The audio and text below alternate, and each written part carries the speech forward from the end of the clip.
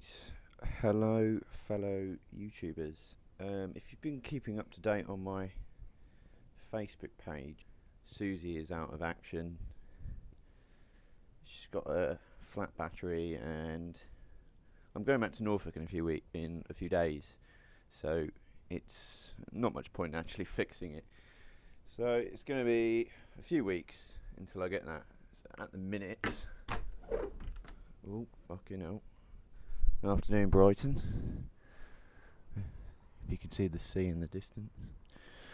Susie is just down there. You might not be able to see her. Covered over. And she'll be on the run again soon.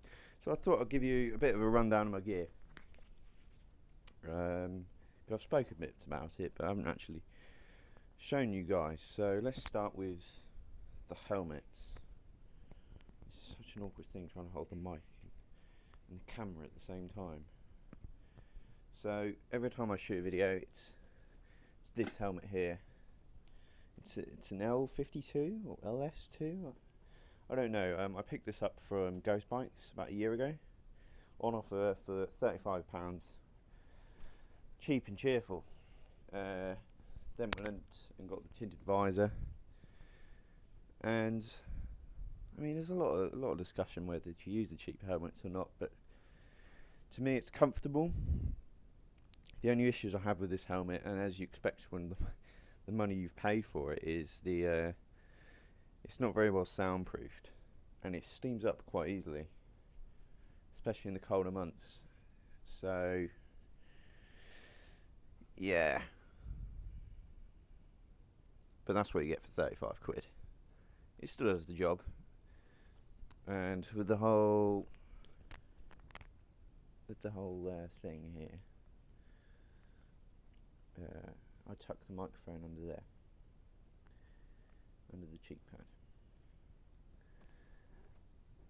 This is my nighttime helmet. Suzuki Wanka. Yep, nighttime helmet, and fairly cushy. I think it's a Shark. It was actually given to me by a friend of mine, and I thought I'll take it, and it's really comfortable.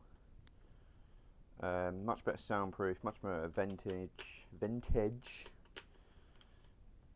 that one. But the only thing I have to say about this helmet is when I have earplugs in, which I'm trying to do more, is that one actually just really like pushes the earplugs in right into my ears, making it really uncomfortable. Let's move on to the hands. So these are my main gloves, which I bought at Snettison this year. These are Boping racing gloves, Bopa racing gloves. Fairly comfy. That can dig into your hand a bit. That bit there, it's not very nice. But for me, they dry quickly, they're fairly waterproof, and if I fell off of it, I'm pretty confident that these are going to protect my hands. So, and these are about £30 also, really cheap. I really like the look of them. Obviously it's cracked a bit there, but you know, I'm really into getting value quality products, but they're still good. You know, they still pass the same regulations. They just don't last as long, and it's tiny little things which you pay that money for. It's tiny things. These gloves here, winter gloves, don't use them a lot because I'm so used to wearing thin gloves. I hate doing handwork with thicker gloves. You know, it's very tight in there. And I bought these from A Sport, Norwich, back in the old Norfolk days. Cheap, they're around like 20 quid because my hands were getting cold and the heated grips weren't doing a good job. So there, that's what I bought. Let's move on to the leathers. So RST, I'm a bit of an RST wanker really. Track Tech Evo leathers. So these I bought last year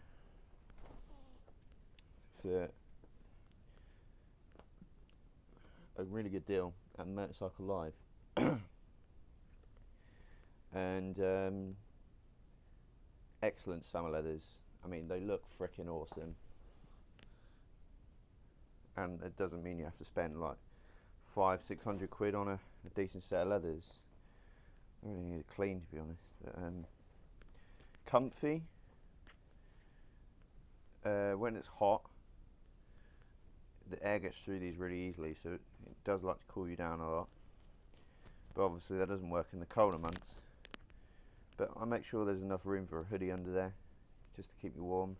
Pocket wise, indoor pockets, outdoor pockets, all you can ask for really, and they zip together and all that shit. So yeah, really pleased with them. This is my most recent purchase, more RST. I bought these a few weeks ago, Motorcycle Live, and these are the Blade textiles. I needed some new textiles, and I thought I'd go with, again, RST, and I haven't really had a chance to review these properly yet, because I've only ridden them twice, and then Susie decided to not work. But they're comfy, you know, they don't look too bad comparing to my last textiles, which were like green and horrible. And I haven't got much to say about them really, because like I say, I've only used them twice, so I can't really tell you. Boots wise, right, I bought these about a year and a half ago. I think it was a birthday present. RST boots. They're about £100, and brilliant, really waterproof. And I mean really waterproof. I don't think I've ever come out of a wet ride and pulled out a wet sock. So, but the only thing I do have to say is the shitty Velcro. Like, if you ever see me on a ride out, I'm constantly doing my boot. You know, it's just so weak. It's sort of like deteriorated a bit. So, but I suppose that's what you pay £100 for. And that's it really. That's the Rampant Riders gear. And if I don't see you guys, or don't upload any more vids, then don't upload any more vlogs, then have a good Christmas and have a great New Year. Because Susie will be out of action, and yes, I've been looking at some new bikes. And in the new year, once I get back on the road again, then I can go and see these new bikes and have a look for you. Let you in on the story. So, cheers guys, have a good one, and enjoy yourselves.